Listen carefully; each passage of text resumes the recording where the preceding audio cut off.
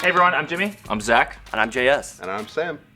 And today we have our reactions to the Oscar nominations. First and foremost, let's talk about Grand Budapest Hotel and Birdman, which led with 9 nominations each. Does that surprise you at all? I'm not surprised. Not really, actually. Yeah, both of those movies are really solid.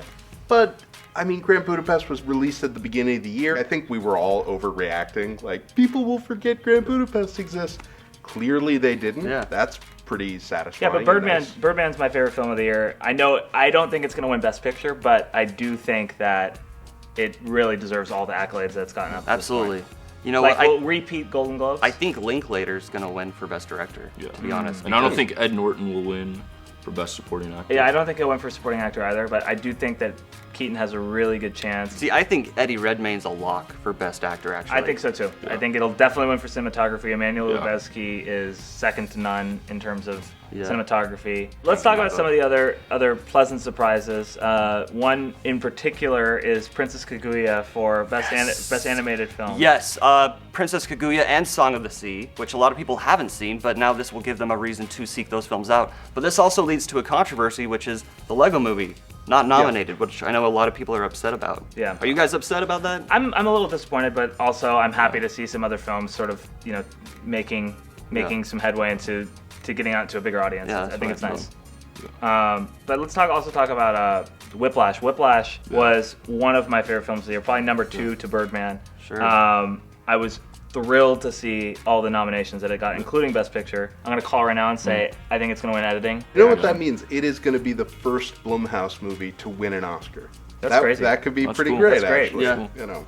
Another pleasant surprise for me was Ida, actually, for Best Cinematography, which is a gorgeous black and white film. I think all of the categories really got it right.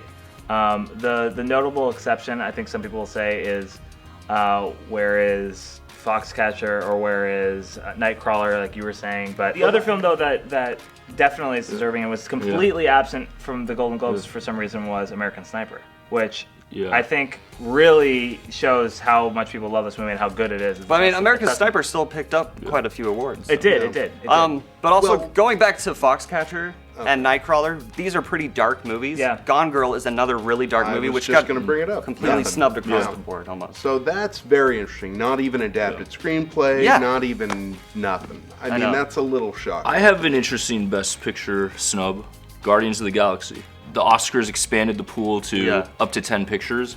If they were going to include a blockbuster, this was the blockbuster to include. But Guardians of the Galaxy did get a couple of nominations. No, Yeah. visual you effects, look at the absolutely. technical, nominations every year, and it's like, oh, It's just hard there for are me to the think of a movies more that made likable. money, you know? It's true. The film stands on its own, and people will remember Guardians of the Galaxy for years. Now, the one thing I am really hoping to see is Hans Zimmer win for his score of Oh my Interstellar. gosh. Yeah. It's I fantastic. thought I kind of was scratching my head a little bit when The Theory of Everything won.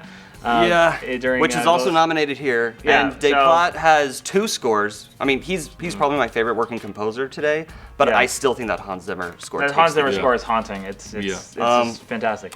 Also, another snub that I know Zach and I are pretty passionate about is Jake Gyllenhaal for Nightcrawler. Yes. I think that this was like one of the performances of the year. One snub more that I got to throw in. Absolutely. Life Itself, the Roger Ebert documentary from Steve James, directed some of the best documentaries of the last 25 years, and they've never been nominated. The So Interrupters, that's okay. Hoop Dreams, Yeah. it's really ridiculous. So I'm sure he saw it coming. Also really surprising that wasn't on there is The Overnighters, which a lot of people have been talking about. It's a fantastic documentary. Now, really quickly, can we just touch on back in April we did a video with JS called a premature Oscar predictions. Now, the Oscars were earlier this month, but we feel we've heard enough of the early buzz to go ahead and take a stab at predicting what's going to win next year. Now, this was before any of these movies had come out or he had seen any of them. To be fair, yeah. So, most of the JS, trailers hadn't even come out. Most of the trailers hadn't come out. JS, how'd you fare? Not terribly well, Again, I feel this is going to go to Unbroken for Angelina Jolie. but then we saw the film. Really quick, just want to touch on the foreign language film nominees. Force Majeure, it's not here at all. Leviathan, I'm incredibly happy about.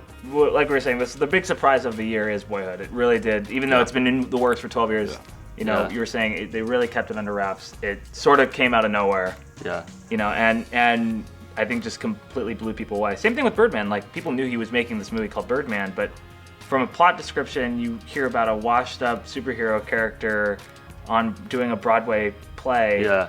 You sort of scratch your head at it, but then you see it and it's all there. It really Right. comes together. So it's funny. I think if this exercise taught you anything, it's to not judge a film by its logline. It's true, guys. I learned a lot. Really quick, just to wrap up, let's not do a long segment after I say this, and we'll just really quickly wrap up. So, for Fandango Movie Clips, I'm Sam. I'm JS. I'm Zach. And I'm Jimmy. Thanks for watching.